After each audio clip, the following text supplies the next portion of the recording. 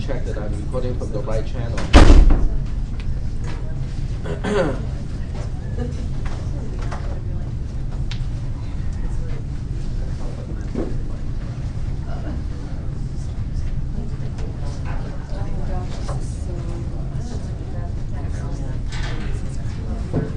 Yep, it is recording from the right channel, and I'm just waiting for the next person to come in and see if the saturation is too much.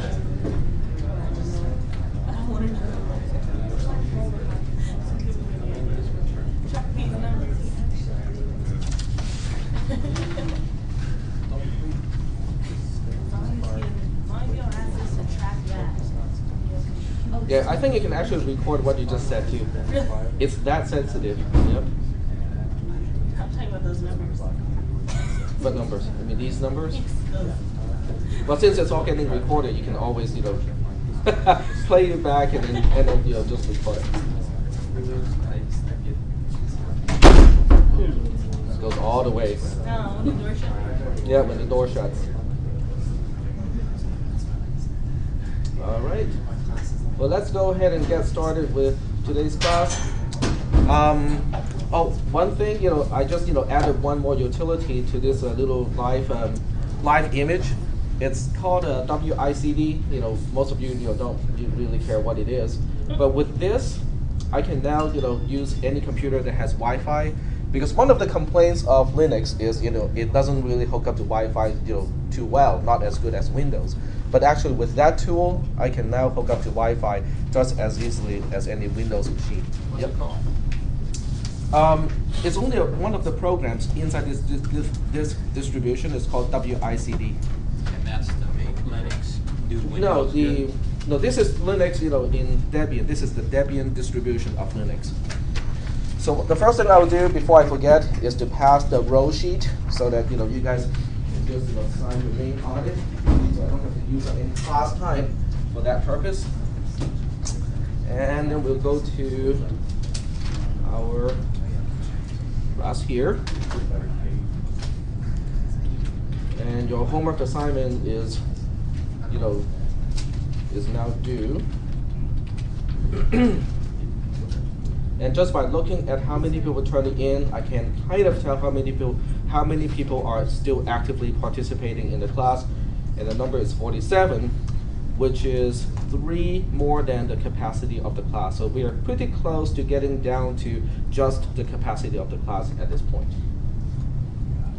So that's good news. Okay, it's good news for people who are on the wait list, who are just waiting to add to the class. I just sent email to 3 more people to add to this class. If you're on the wait list, I'm just going down the wait list and see who on the wait list are still attending the class regularly.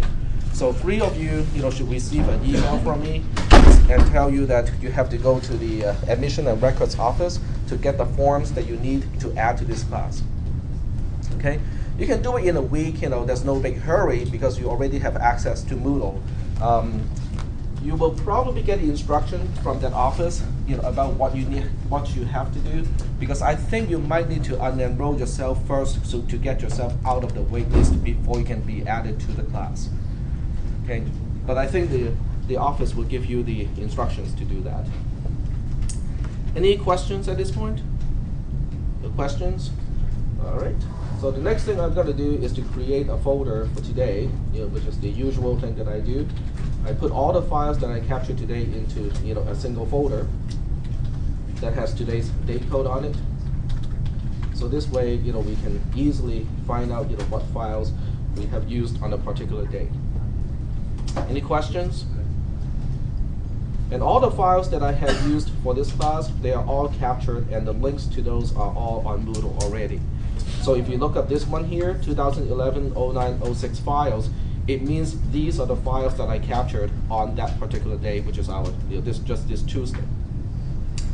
Any questions about how to access the resources in Moodle? No questions? Okay. I can also check who has not logged in for how long. So this is not to tell you just to log into Moodle and then log back out right away. I'm just telling you that if you don't log into Moodle for, let's say, 2 weeks, okay? That's usually a bad sign because I do assign homework assignments every single class, either during the class or after the class. So if somebody has not logged into Moodle for 7 days, that means that person is not going to turn in at least one of the homework assignments. And that's not a good sign, especially in the long run. It's not a good sign. All right, so now getting back to our material. The first thing I will do is, whenever a homework assignment is due, I will go over that homework assignment and give you the solution. So this way, even if it takes me a week or longer to grade the homework assignment, at least you will know what is the proper answer or what is the proper solution to that homework assignment. That's exactly what I'll do right now, is to deal with this homework here. I will save a link. I will save the link or the document to the folder of today. So this way, if you want to look up the solution, you can just download a file of all the files for today and open this file up. There we go. So once I download, I can open it up using OpenOffice. And this should look familiar, if you have tried to do this homework assignment. And we'll go ahead and resize screen. Open a new window for the trace. How many people do not have any problems with navigating in OpenOffice Calc? Okay, you should be okay. You may not every single trick there is to make life easier for yourself, but you should be able to do most of the stuff that you need to do. All right. So the first sheet, is labeled y equals 1. In other words, give me a trace and an initial value of x, so that y will end up with a value of 1 after we execute this algorithm. That's what the question is asking.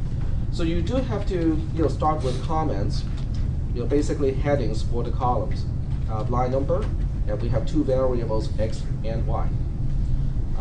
Whether you want to resize these columns or not is entirely up to you. It is not required, but it does make it easy to read, especially in the class, because I have only so much screen space when I'm using a larger font.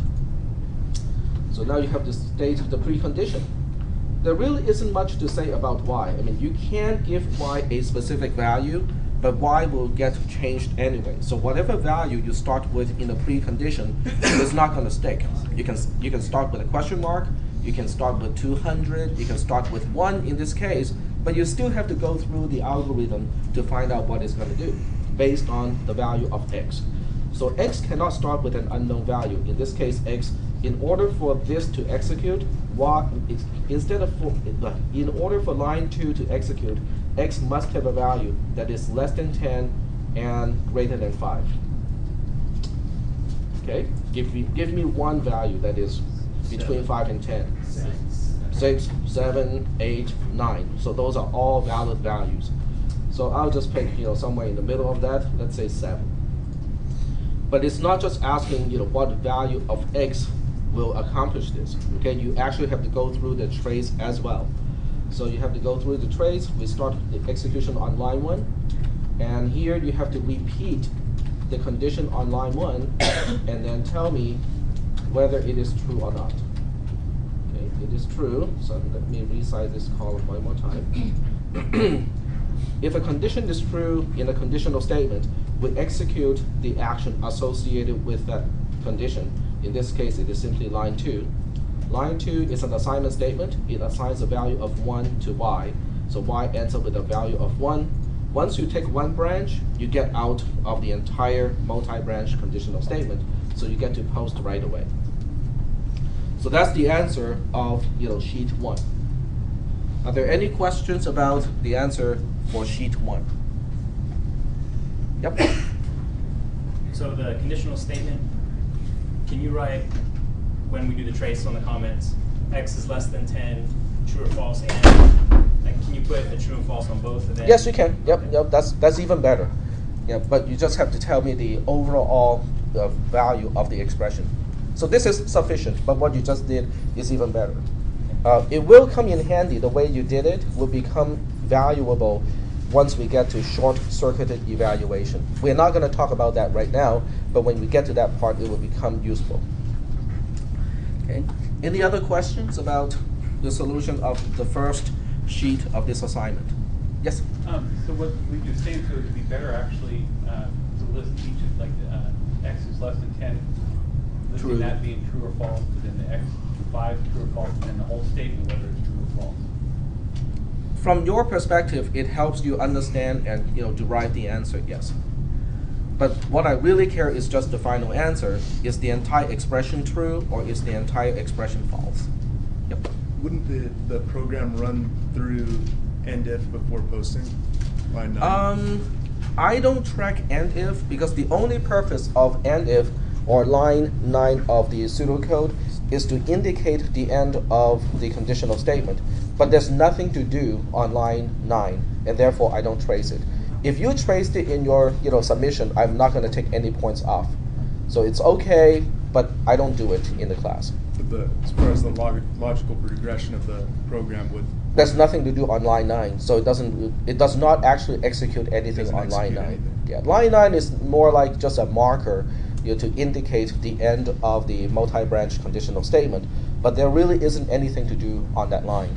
And the same goes for the else line, or line 7 is in the same boat, because the only purpose of else, like line 7, is to separate the action of the second last branch from the very last branch. That's its only purpose. But there's nothing to do on line 7 by itself. So when we get to the last case, you will see that I don't even track the else line. Okay. So with this homework assignment, if you know how to copy and paste, it actually helps a little bit, because for the most part you still have to go through the same lines, going from one sheet to the next. So I'll copy all 4 columns here, and I'll paste the columns. But once I paste the columns, I have to change a few things. Okay, so it's probably better. Well, it's probably better for me to delete all of these. And, then we have to think of a new value for x in order for y to end up with a value of 2. So what do you think will make the second condition true, but not the first one? 3. I want x to be less than 100, and x is not 3. But I don't want x to be less than 10 and greater than 5. So that's the key, okay? In order for y to end up with a value of 2, the first condition cannot be true. Yep. 3? No, 3 will not work because I want x to be different from 3. 10 will work, 99 will work. Okay, so there's still a whole bunch of numbers that will work. In this case, 99 will work because 99 is less than 100. 99 is also different from 3.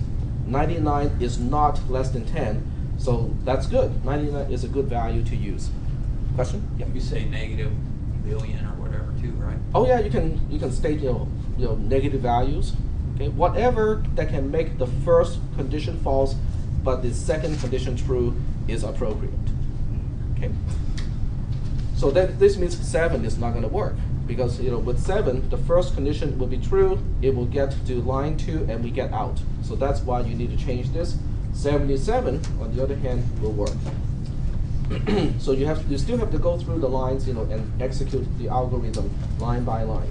So we have x is less than 10 and x is greater than 5.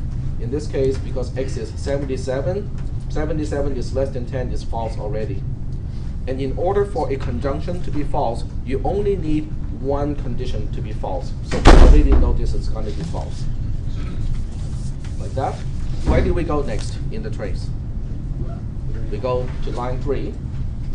On line 3, we have to compare x to 100 and x to 3. Is that true or is that false? That is true. And I got a few questions about what this symbol represents, less than, greater than. We went over that in the class. As much as it is just easy for me to reply, it means different from, I had to tell people, well, we covered that in the class. You might want to read the notes again to find out what it is. because it's not easier for me. It actually takes me more typing in reply to an email to say that you have to go back to the notes and kind of read it again than to just reply with the correct answer. It means different from. But I do want to make sure people know that this is in the notes and you need to know where to find it. Okay? So I'm not trying to be mean, because I can be a lot meaner than that. I'm just trying to make sure that people know where to find the information in the notes. Okay, and make it a habit so that you know, okay, this is kind of important stuff. You print it out, you put a little sticky next to it, so next time it'll be a whole lot easier for you to look it up. Okay, now because the condition of line 3 is true, the next line we go to is where? Line 4. Okay, if a condition is true, then we go ahead and execute the branch associated with that condition. Line 4 is an assignment statement, so y ends up with a value of 2. But once you execute one branch, you get out of the entire conditional statement, and you're done with this trace. Any questions about this one? Yep. Okay, so you know how we hop from line 1 to line 3? So that's just because that was false, that line was false, so then we can just skip the next line? and go to Yes, 3? that's the nature of a multi-branch conditional statement. You have to evaluate from top to bottom. You cannot change the direction. But the way you do it is you evaluate the condition of each case, and if the condition is false, then you go to the next one, you try the next one. If that is false too, then you go to the next one, and so on. Okay, so when this is done, I'm just going to be lazy and just copy and paste it to the next one. And remove the content first, because this time I need to make a certain value for x, so that the value of x will make the first condition false, the second condition false, but only the third condition true. Yep. 101. 101 is a good 100 one. would even work. Hmm? Even 100 would work. Is this 100 less will than work. 100? Yes, 100 will work because this one is only checking for less than 100. So 100 will definitely work as well. But 101, anything greater than 100 will work. Greater than or equal to 100 will work. But what about like really super negative values? It won't work. They are not going to work because they will be caught by line 3 already. So you have to do, you have to start with 100, and any value above 100 will work as well. But we still have to go through the same motion. On line 1, we are still checking whether x is less than 10 and x is greater than 5. It is true for the second condition, but it is false for the first one. And since this is a conjunction, if one side is false, the entire thing is false. Then we go to line 3 and evaluate the condition of line 3. X is less than 100 is false. X is different from 3 is true. So we have false and true. And this is a conjunction. If one side is false already, the whole thing has to be false. So now we go to line 5. Line 5 has a simple condition. X is greater than 3 is simply true. So we go to line 6. We execute the statement on line 6. And y ends up with a value of 3 in this case. And we are done with this test case. Any questions so far? Nope. Okay. So now we are going to work on the last one. Okay. So here comes the last one. And I'm going to remove all this stuff here. Make this blank again. So the question is there a way to make the value of y equal to 4 after we execute the algorithm? Yes. In other words, can we get to line 8? Yes. When x equals to 3. Okay, that's the only time when you can get to line 8. So, well, let's try it. I mean, just because you suspect that's the answer doesn't mean that it really is the answer.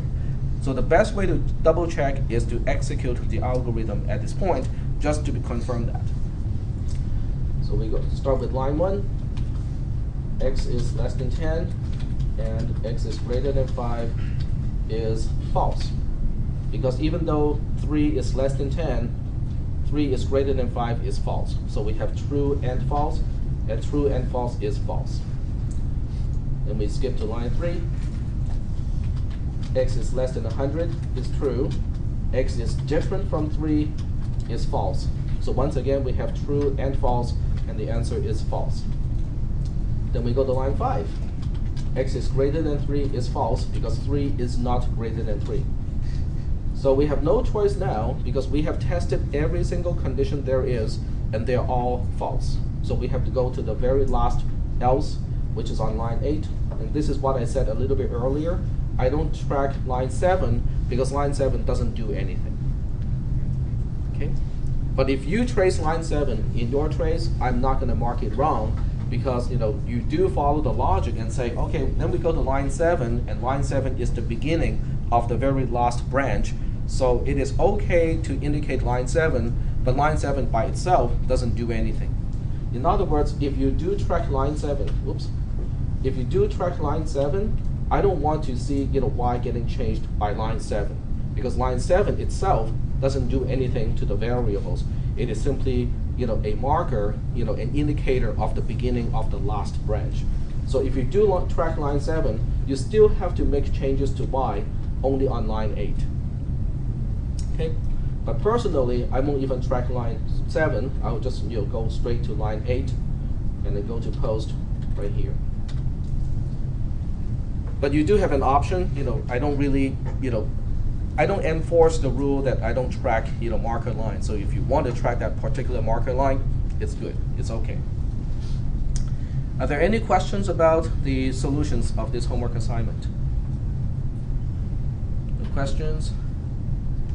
How long did it take you to finish this? How many people finished this within half an hour? Okay, very good. Okay. Yep. Not gonna ask more. About an hour, maybe? Yeah.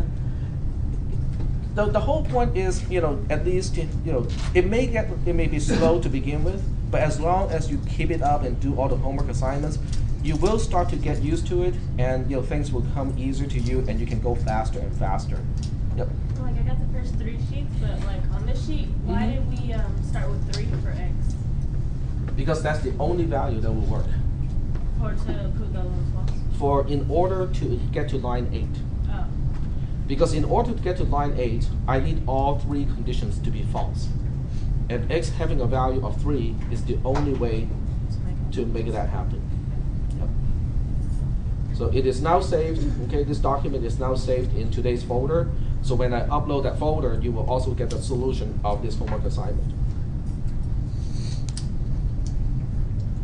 So now we get back to continue with our nested statement example that we have started, the other day already.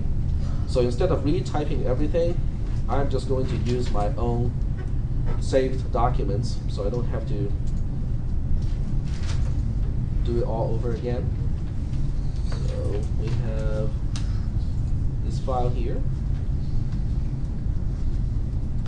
and I want to extract that to today's folder.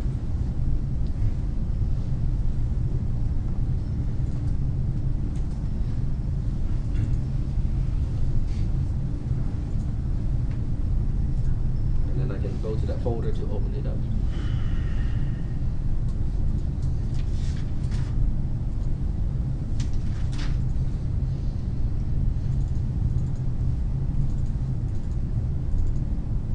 All right. And this is the nice part of tracing algorithms the way we do it, because even though we have not touched this for about 2 days, it's easy for me to pick up from where we left off. So let's see what I mean by that. Okay, I'm changing the font or magnification so that I can actually fit a little more stuff on the screen. I don't want to start from scratch again today. I mean, this is a little bit of work already, and to start from scratch is a waste of time. But I can resume the tracing of this algorithm just like that today, because I know the last time we traced this algorithm, we ended on line 9, and line 9 is here. I have not done anything to x yet, so I have to do this part here. But the trace already remembers that the variable s for sum had a value of 3 the last time we updated it. X had a value of 0 the last time we updated it, and y had a value of 2 the last time we updated it. So we can now resume the execution of the algorithm just easily because the sheet, the worksheet here, remembers the state of all the variables as along with where we are at this point in the execution. Yep. So number 9, x will become 1, Correct. and then you go back to 3. That is correct. Okay, that's exactly what needs to be done because line 9 is the end of the body of a while loop. So for any while loop, when you're done with the body of the while loop, you have to go back and reevaluate the condition and then see, okay, can I get out now? Can I get out now? This is end while. You have to go find a while to match that end while. There are 2 whiles that you can consider. The first one is on line 3. The second one is on line 5. Why don't we go back to line 5 instead? It's not the matching one. It's not the matching one, exactly. Remember what I said? The while is like open parenthesis. The end while is like a closed parenthesis. This is inside. We are no longer dealing with the loop from line 5 to line 8. We're dealing with the loop from line 3 to line 10. So when we're done with line 9, we have to go back to the beginning of this particular loop, which in this case is line 3. Yep. Crazy question. When you're doing code, do they actually have parentheses to help you remember all this? Or no, it's just indentation? Or? It's only indentation that helps. Yep, there are no parentheses. Okay. It depends on the programming language. In C and C++ and all the languages derived from C, they use curly braces to enclose a block. So you do have, quote unquote, parentheses. They're just in curly braces. Some editors allow you, or it will highlight when your cursor is on a closed curly brace, it will highlight the matching open curly brace.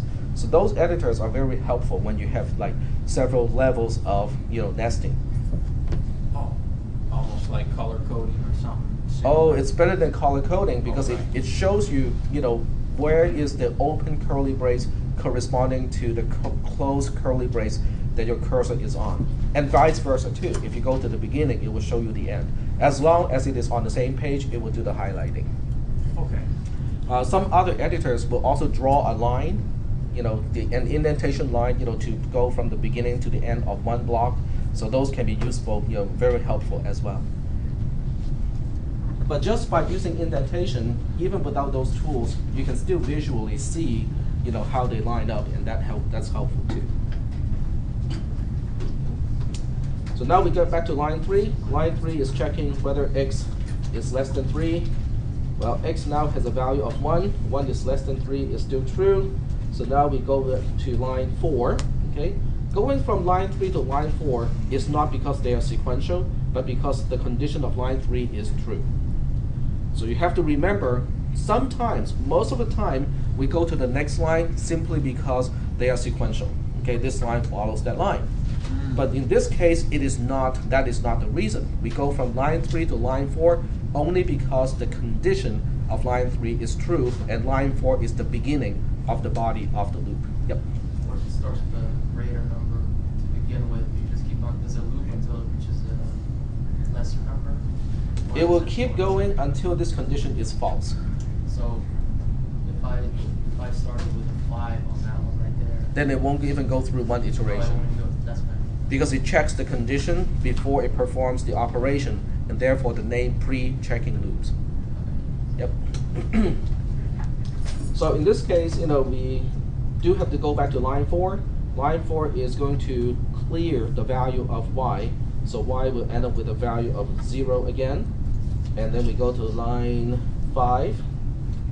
Line 5, is going to check the value of y to see whether it is less than 2, and if the answer is true. Then we go to line 6. Line 6 is going to add 1 to y. So once again, y will get a value of 1. So at this point, I'm going to be lazy and show you, some really nifty tricks you can do with Excel or Open Office Calc, any spreadsheet. So I would just say that the value of this cell is the value of this cell plus 1. Okay? Now this is, it may not seem very important, but you will see that this will save me time down the line, because after I've done this once, the next iteration I can just copy and paste and it will get the right values. So but for the time being, just look at the value. Is that correct? Is 1 correct? Okay, so you don't have to care about how I put that 1 into there. It can be calculated, it can just be typed in, as long as it is the right value. As far as this class is concerned, we're good. Where do we go next? We go to line 7.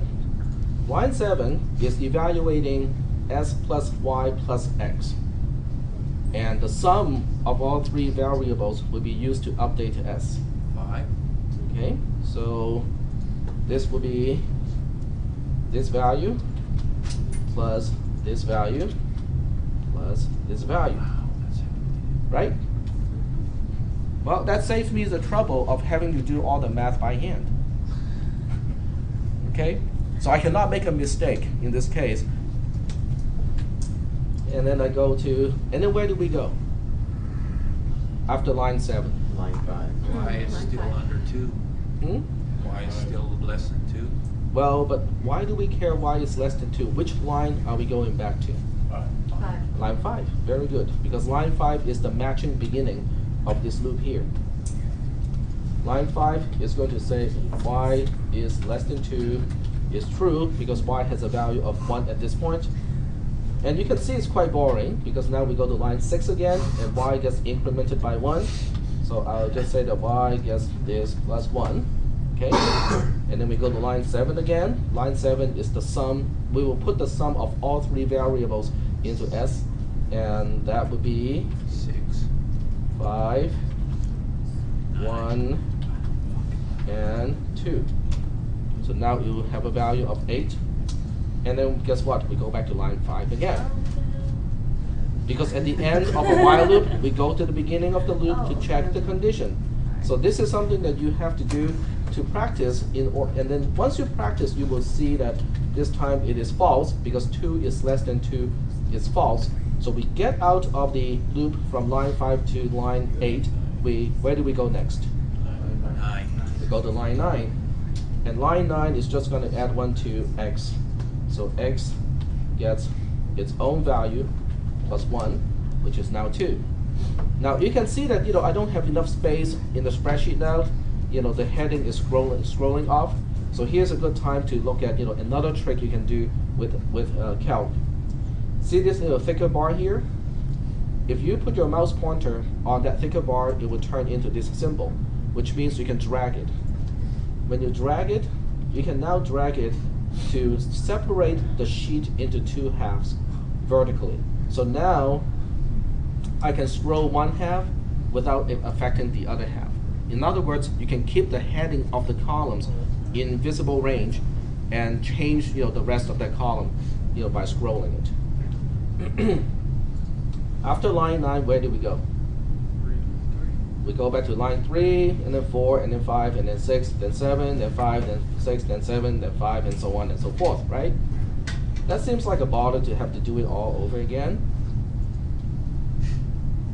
Let's see, I think that would do.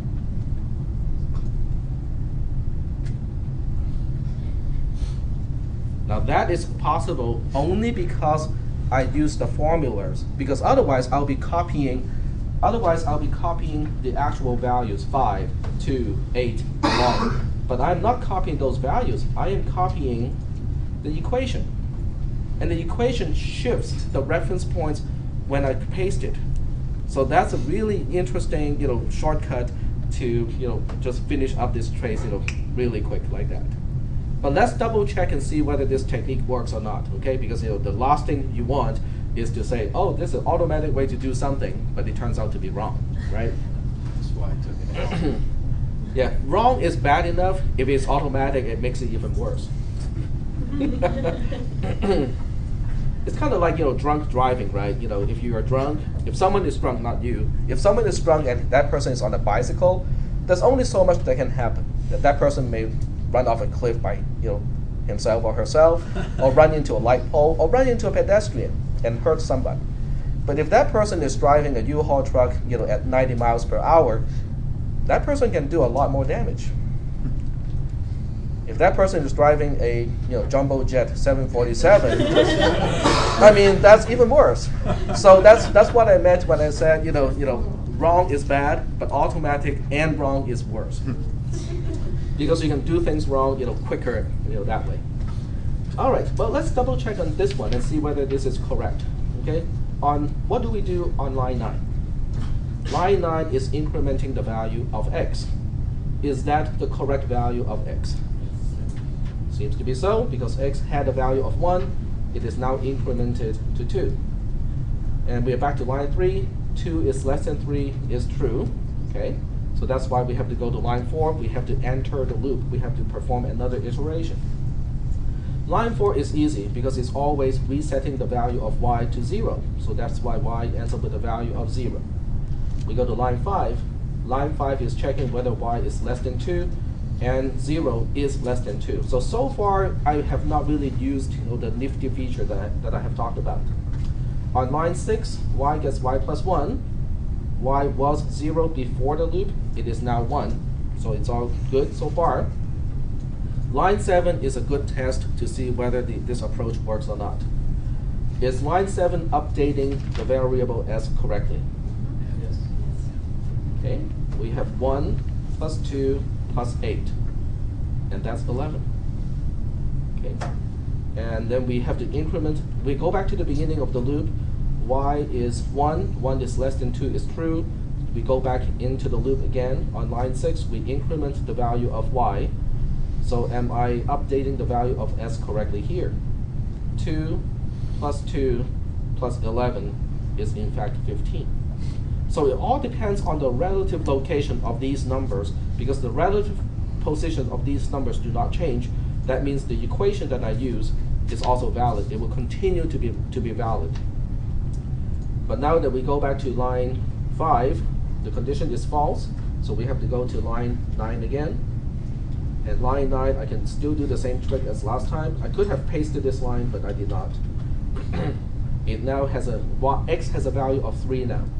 Then we have to go back to the beginning of the loop on line 3. And it's asking, is x less than 3 true or false? The answer is, it is now false. That means we have to get out of the outer loop. And when you get out of the outer loop, there's no statement after that anymore. So you have to conclude and say this is the post condition of the loop. Yep. By any chance, did you just put 10 and then put post? I do not track and while, because there's no meaning to and while. Unlike else, there's actually a meaning and say, oh, all the other conditions are false.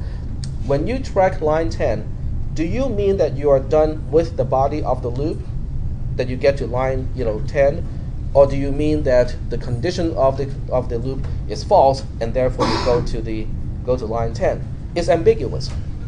So that's why in this case I do not want to track line 10, because the meaning of line 10 in the context of tracing it is ambiguous. Why do you go to line 10? Do you go to line 10 because you are done with line 9, or do you go to line 10 because the condition of line 3 is false? So that's why we do not track line 10 at all in this case. Are we okay with this trace? Okay, so I'm going to save it.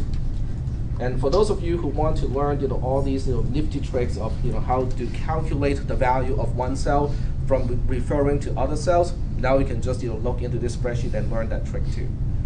We do have classes that teach how to use a spreadsheet, but I think since you're in a programming class, you probably don't need to take a class to learn how to use simple stuff like that.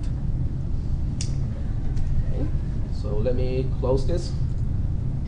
And we are pretty much done with nested statements at this point.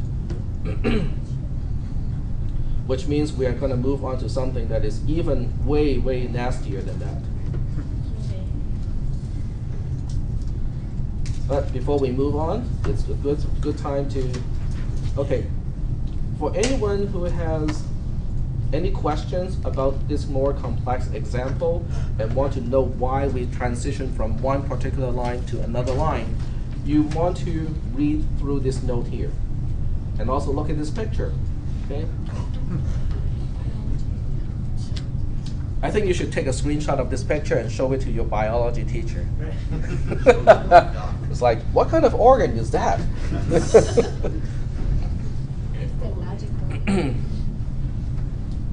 I don't think any organ, has a conditional valve. Because that's what we have here, is a conditional valve. But it is important to look at this picture, at least understand what this picture represents. Okay? What this picture represents is exactly the same code that we were using a little bit earlier. Let me go back to the code and display it side by side so I can point out which line corresponds to which part of this picture. I think most of you can do that already, but I just want to double check and confirm that. Okay, so we open up recent documents, nested, and then we look at sheet 1, which is our algorithm. So now we have these two side by side. And right away, you can see one thing. The pictorial representation is more tedious, and it takes up a lot more space. Okay? So we have line 1 and line 2 here. They are completely outside of any loop, because that's what we do before we get into the outer loop. Okay? The outer loop refers to line 3 to line 10. And that's where this little dotted line border is about. It is the boundary of the outer loop. Now in the outer loop, what do? We have to evaluate the condition. X is less than 3, and therefore we have the question here. If the answer is true, we go this way. If the answer is false, then we go all the way out of this program. Now let's say the condition is true, then we have to go to y gets the value of 0, which is our line 4 in the pseudocode. Now it is also important to realize that line 4, y gets the value of 0, is inside the outer loop, but it's outside of the inner loop. Okay, because if I put this inside the inner loop, then the inner loop will be an infinite loop, because every single time it will reset the value of y to 0, add 1 to it, and then it will go back and check, is y less than 2? Well, it's going to be less than 2. But more so than that, it's going to be it will have a problem the first time it evaluates it, because y does not start with any particular value. So that's why you have to remember to put y is 0 outside of the inner loop. What if I move this all the way out to here, outside the outer loop? Then the inner loop will only go through once. After that once, then y is going to be at least 2 all the time, and you won't even have a chance to execute these two statements anymore. So that makes for a good exercise for you guys to do, is simply to move this line outside of the outer loop and make it line 2.5. And then you can see how it changes the behavior of this algorithm. That's an arrow, not less than -0. That's an arrow. Okay. Yep. I try to use the space to indicate that. And here we have the inner loop. The inner loop is from line 5 to line 8 in the pseudocode, and that's the gray area that has a dotted line surrounding it in the picture. Okay.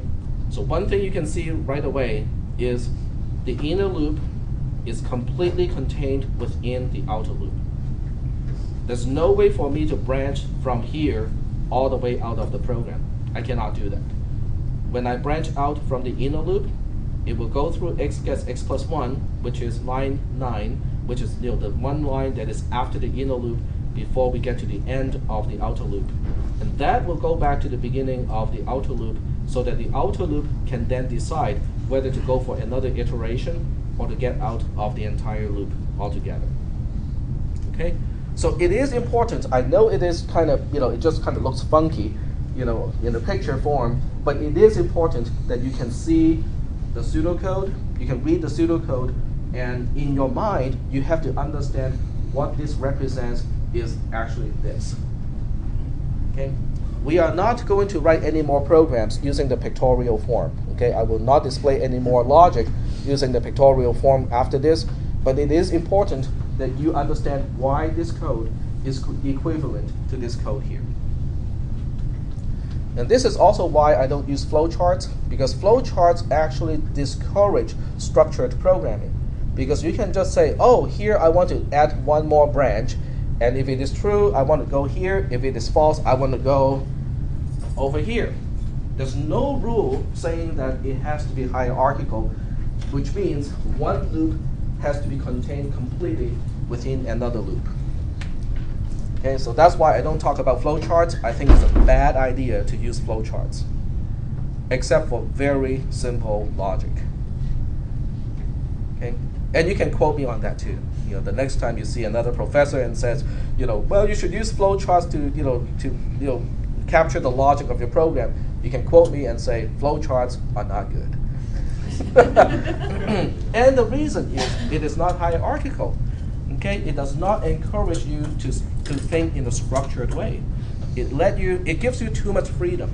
Okay, it would be equivalent to a plumber who just says, oh, you want to get water from here? I'll just look at the closest pipe, put a T in it, and do it that way. You can do it for a few things, but if your entire house plumbing is done that way, it's not a good idea.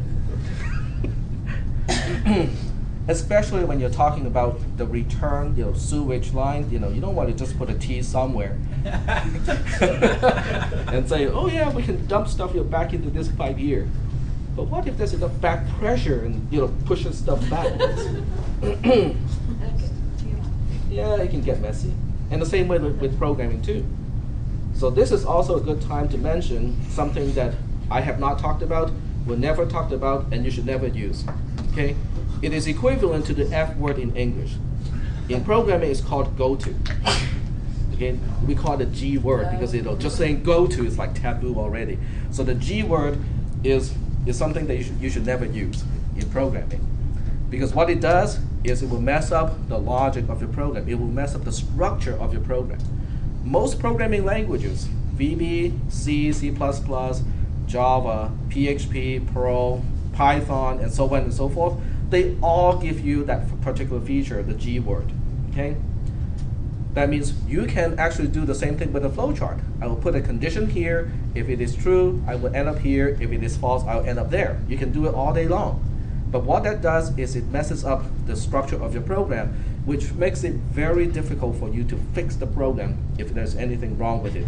And I guarantee there will be something wrong with it. Okay? So keep that in mind. Do not use the G word when you're writing programs. So that's pretty much what we have to talk about in nested statements. And now we are moving on to pre and post conditions. This is one of the most dreaded topics of this entire class. And it starts off, some of you have read it. How many people have read this part ahead of me? Okay, some of you have. I didn't know we had new modules. Where are they? These are all in Moodle. Okay, if you go to Chapter 2. Moodle, we are now moving on to topic 4. Right. You cannot see topic 3, so to you it is topic 4. But I go through these links sequentially, so you can actually see, okay, the next one is going to be blah, blah, blah. So if you have the time, you can actually read ahead of me like 2 or 3 modules at a time. Okay, but this particular one starts with, okay, so we'll just focus on this slide here. It starts with, what is this crazy math? Okay. You can read this part. I'm not going to read it. What I really should do is to collect comics, graphics stuff and video clips that talks about it. Okay, so let's not read this part here, and let's go back in time and remember the good old times of 1999 to 2000. Okay, as far as programmers are concerned, what did those particular years represent? Everything from 98 all the way to early 2000 or even 2001 represents the Internet? internet boom. Okay, there was a dot boom. Okay, the dot-com boom. Okay, so what happened in those years? Why do we call it the dot-com boom? A bunch of .com startup companies, a bunch of computer programmers and quote-unquote programmers. They all started businesses because the internet was really taking off. Right, exactly. The internet was taking off because the infrastructure, your ISPs and whatnot, the infrastructure got to the threshold where people can get high-speed internet 24/7. You don't have to use a modem or the phone. You don't have to choose anymore. You can be online all the time. Okay, so that really changes the landscape because now people can go online whenever they want to do whatever they want to, and you have enough bandwidth to watch movies. Even at that time you can still download lower resolution pictures. Movies. So that opened up a lot of possibilities. It's just like the mobile apps that we have today, okay? Because now these phones are getting inexpensive enough that everybody can have one, and they are powerful enough to run just about any programs that you can normally run on a regular computer. And if it's too complicated to run on a phone like this, you can always run it in the cloud. Okay, so that opens up all kinds of possibilities, all kinds of things that we could not do before using your phone or a mobile small device can now be done. Okay, so whenever you have a technological breakthrough like that, mostly it is because of the affordability, not because of the technology being possible. It's because it is affordable and possible at the same time. Then you have people saying, oh, we can now make a lot of money because if I can make this product blah blah blah blah blah, then people will try to buy it. You guys all remember Angry Birds, right? Okay, how much money do you think those guys make? Gobs. Okay, I think they became the major source of income for that country. Was it Norway or Sweden? It's one of those two. No, I think Norway. It was Norway. It became the largest export of Norway overnight, just like that. Okay, so that inspired a lot of people to go like, well, I know how to program, and I have a mobile device. So if I can think of really good ideas, I can make money over time, overnight, just like that. Okay, and it's the same story back in 1999 to 2000 or so, because the internet, suddenly got to the threshold when everybody can get online. So you can now advertise, you can sell products, and so on and so forth, using the internet. Okay, but most companies need a lot of money to start up.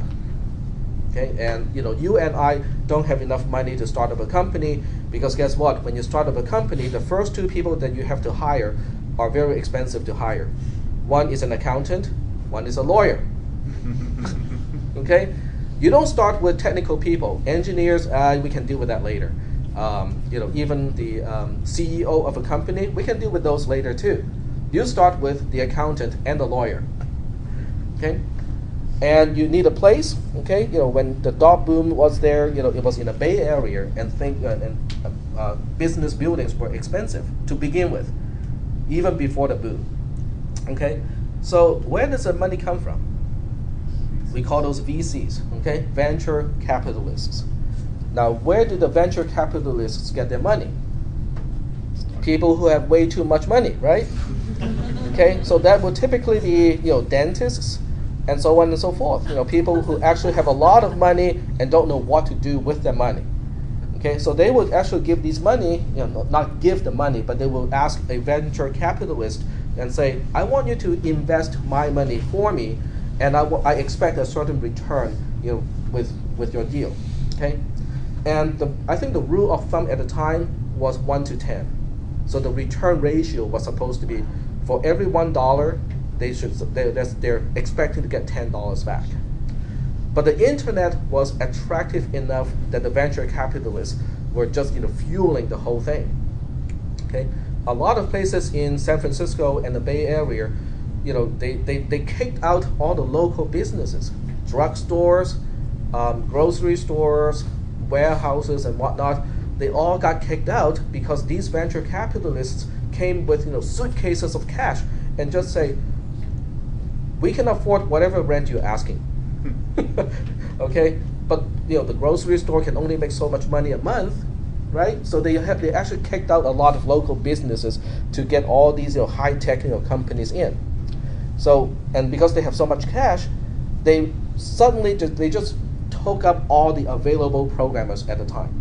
Okay, if you are a seasoned programmer, you'll be hired just like that. And at some point, they ran out of every single developer there was in the Bay Area. And guess where they had to go to get their programmers? High schools.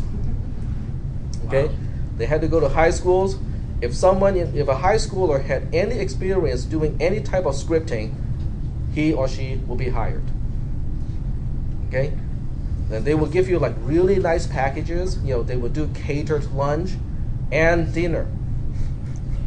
You can stay at the company. You can get massage.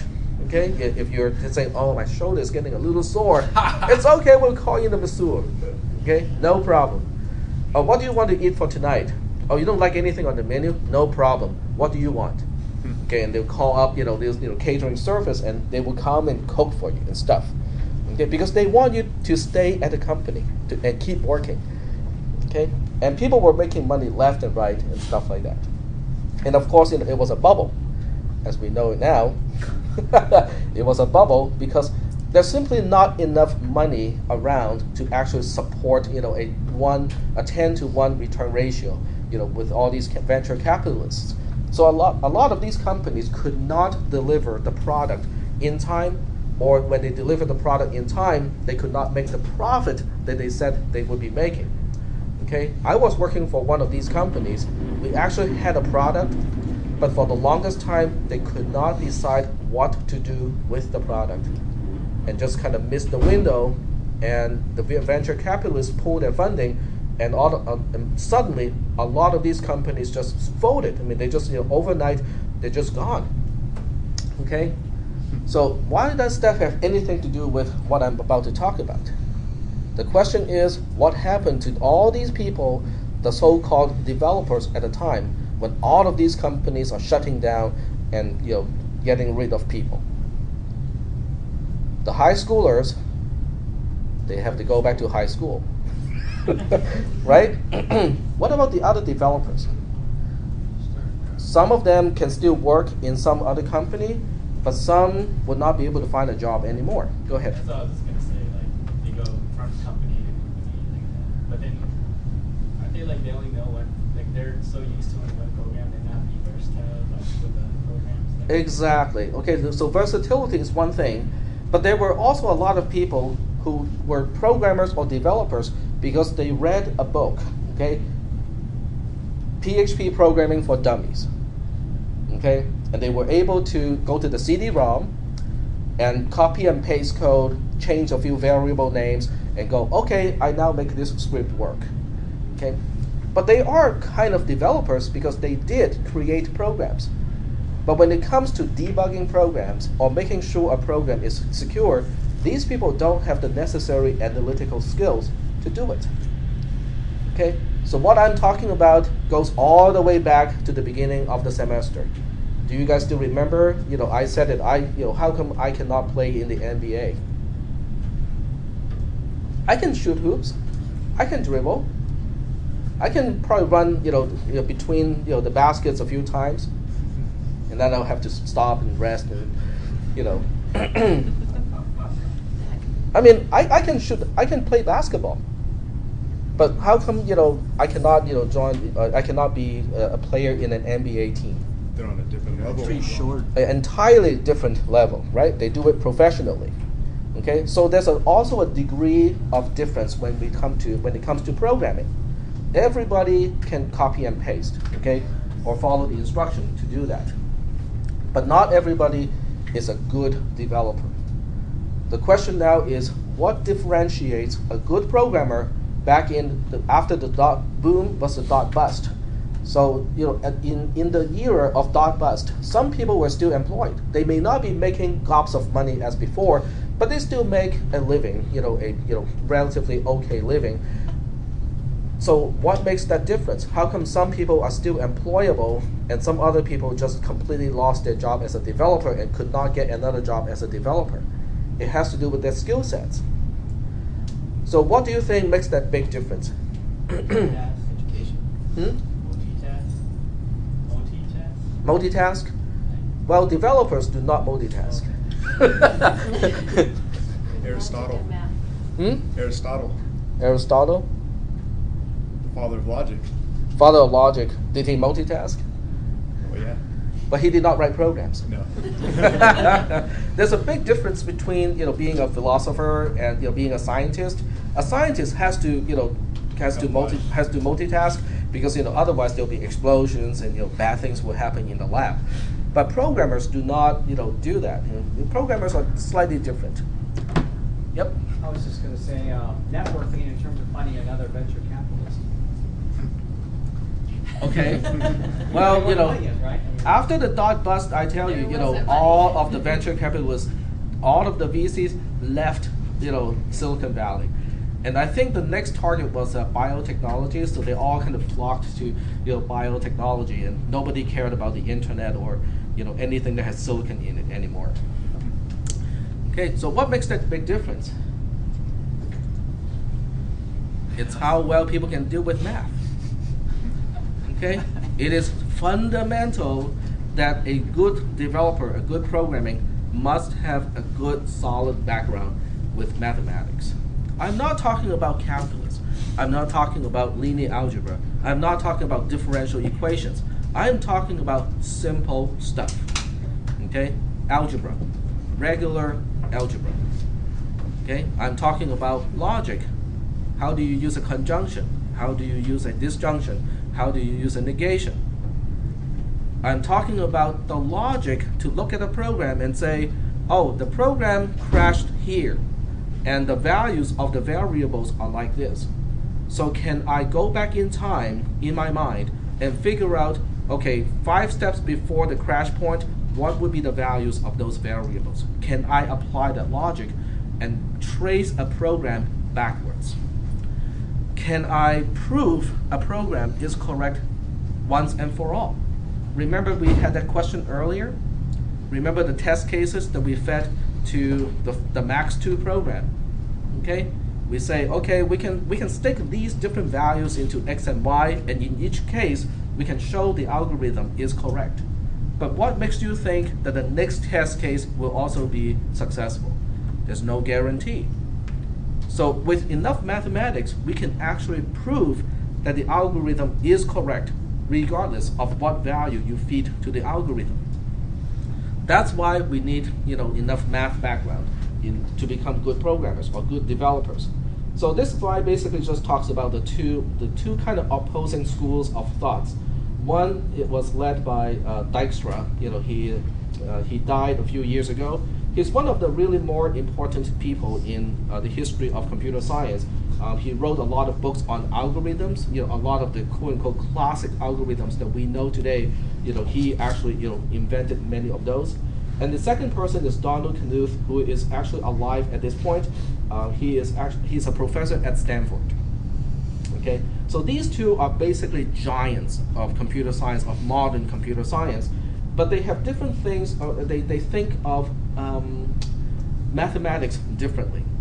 One was very rigid. Dijkstra thinks that a programmer should be a mathematician first. In other words, before you get your computer science degree, you must get a math degree first. Okay, and that's how important he thinks mathematics is when it comes to programming. Knuth, on the other hand, believes that with improvement of tools, compilers, interpreters, IDEs, and so on and so forth, you may be able to write programs even without a math degree. Okay, so he thinks that maybe more people can write programs as we improve the tools, so that people can use better tools, and you don't need to understand as much about math. The truth is, of course, somewhere in between. Okay, but what we'll talk about in this particular section or module is going to be important.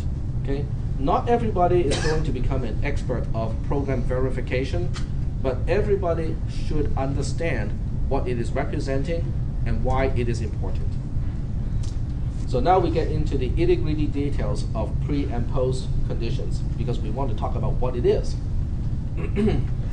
A precondition is simply, what do we know before the execution of a statement in a program?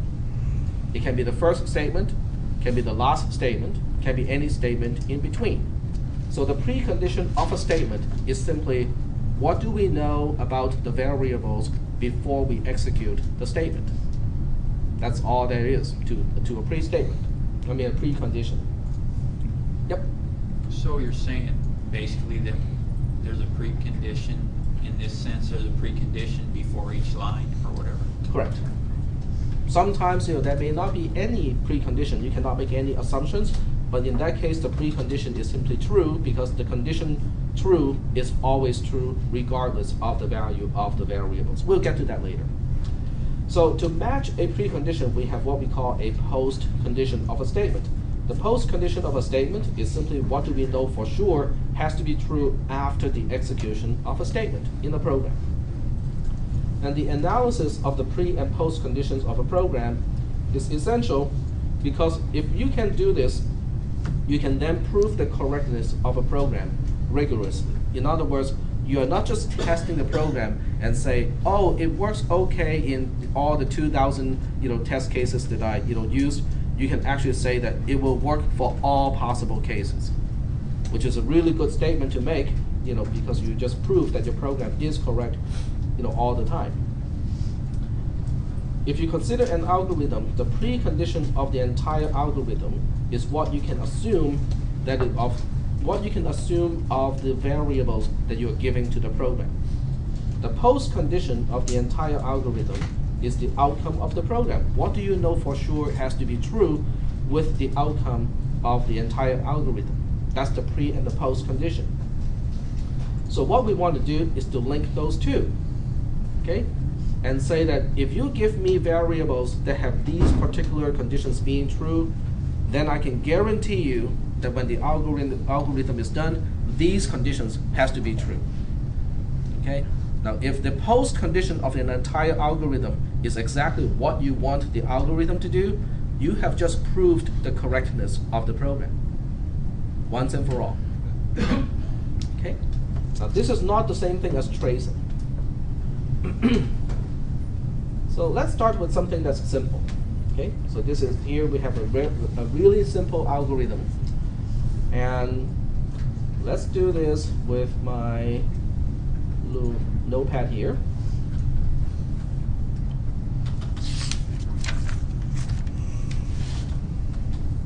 Guess what? I think I'm trying to think of a way to capture this. This would still be a better way to do it. Okay.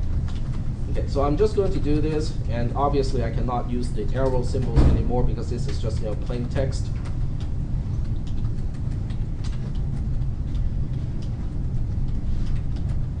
Okay, so here's the algorithm, and let me just put a date here, 2011-09-08, so that I remember, what date, I started to capture this. Okay. So here we have the first precondition, okay? I'll simply say the precondition is true. Now, what does that mean? What does this mean? When we say pre, that means I'm dealing with the precondition of a single line of an algorithm. This is simply saying the precondition of line 1.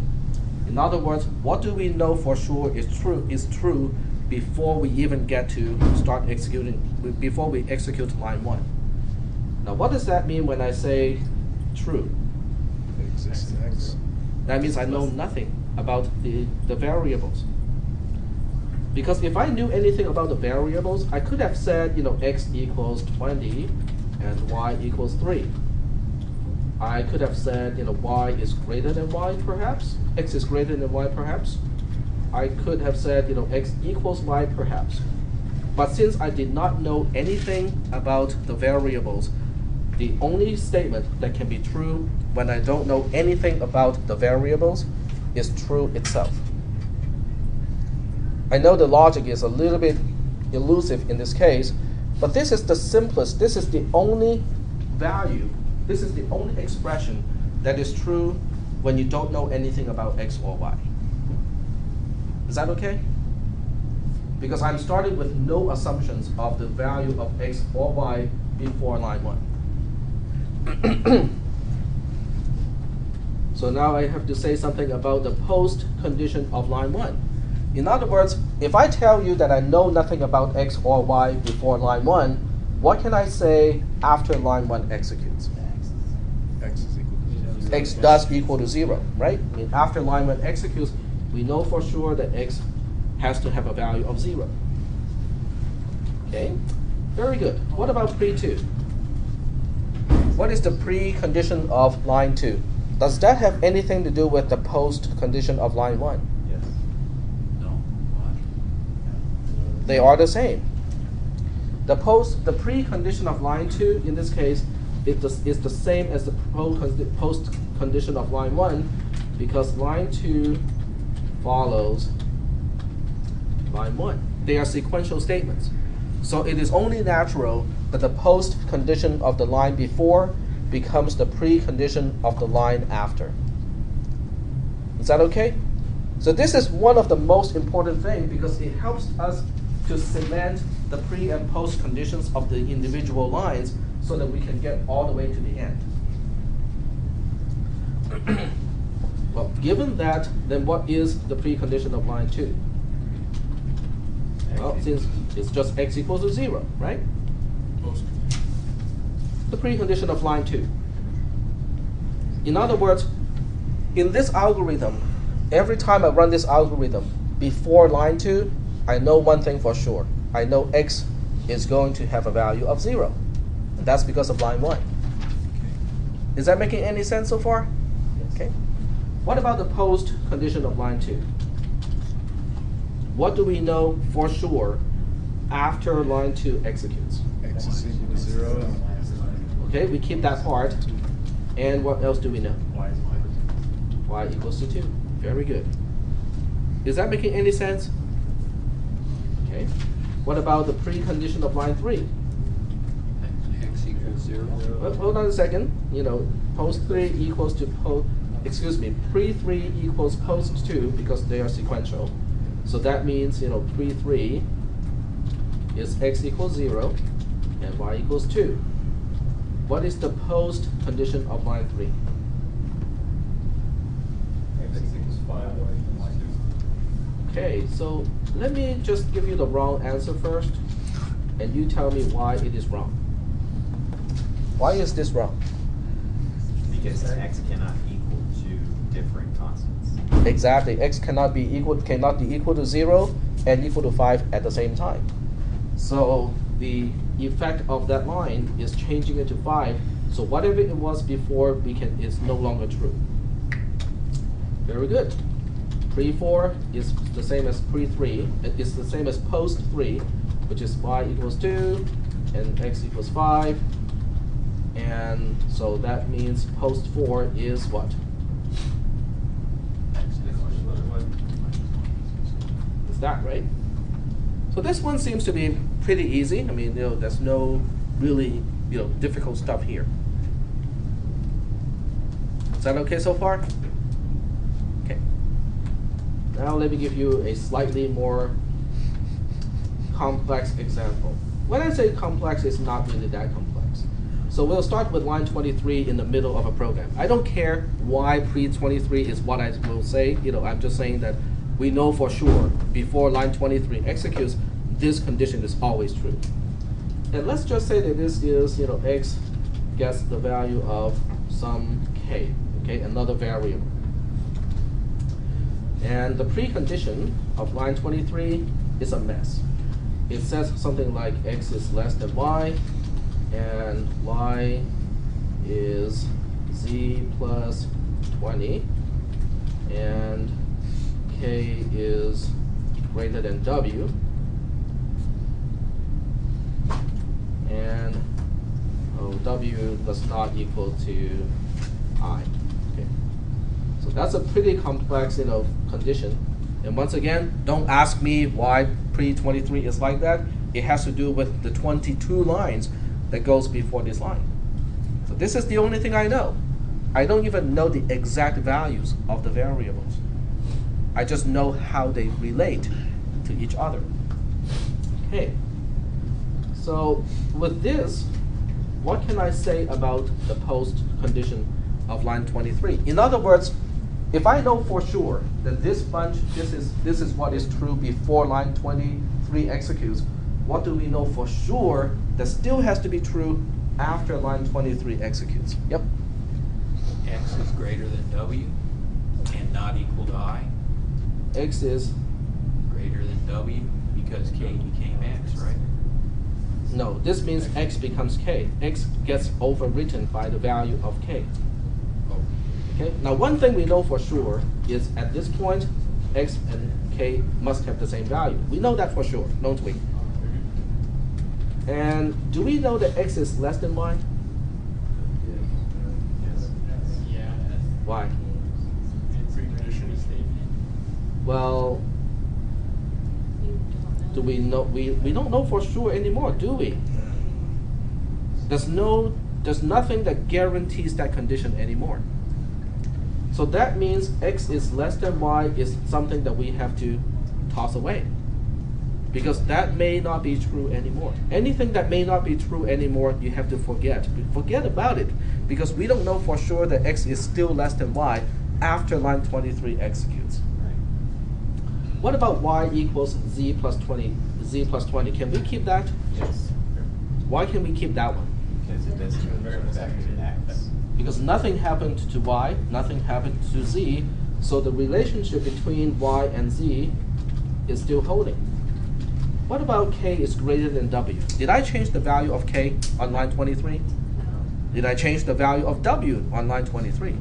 So we get to keep that one too. What about the relationship between w and I? Get to keep that one too. So this is kind of interesting, because what it means is if your right-hand side is a number that has no relationship to x itself, you have to basically forget everything, forget all the statements that you can make about x and something else, because you don't know whether those conditions will still be true or not. Yes? Pre-23 is also equal to post-22. Is that?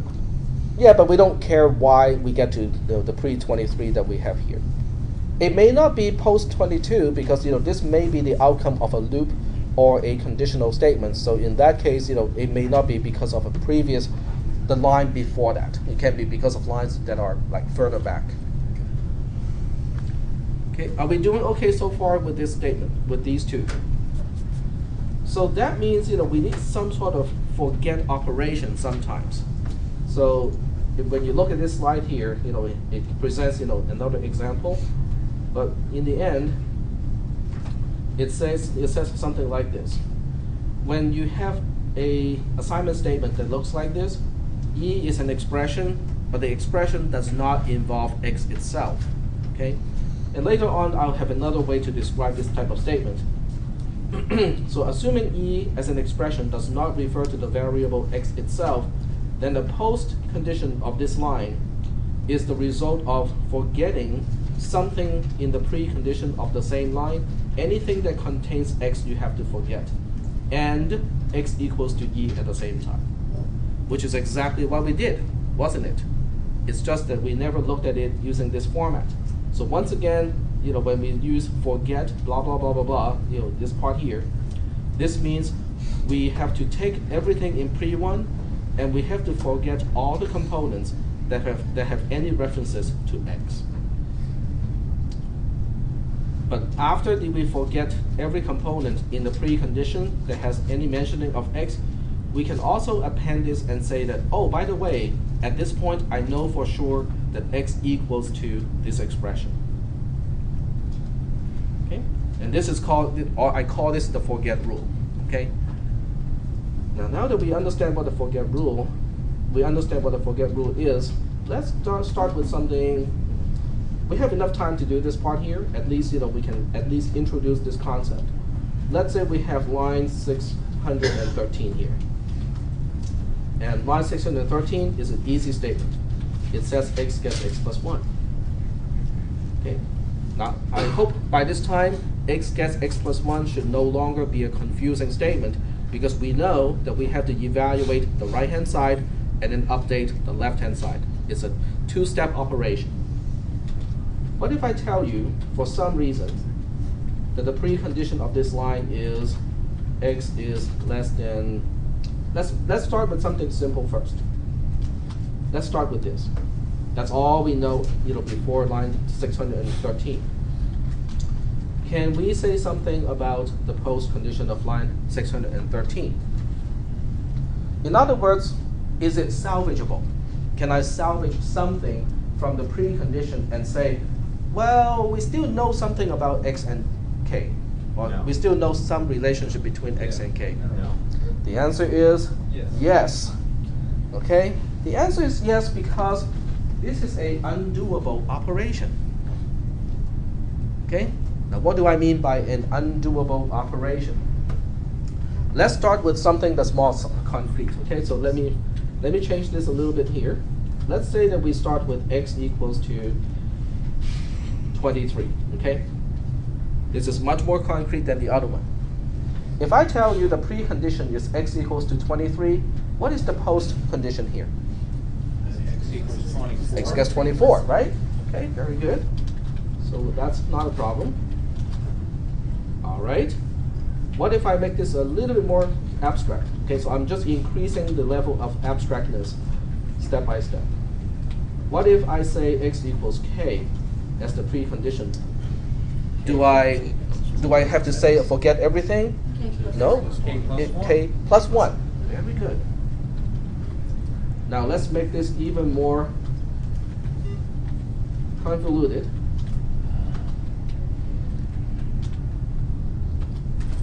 Can we still say something about it? K plus 1. Very good. So that means in some cases, for certain types of assignment statements, we don't have to forget. And the reason why we don't have to forget is because we can actually we can go back and forth. If I know the post condition, I can go back to the precondition. If I know the precondition, I can derive the post condition. Okay? Now just as a brain teaser, okay? This is our brain teaser for today. And it's going to be recorded, so you can just watch the end of today's video to look at this brain teaser again. Okay, so this is the brain teaser here.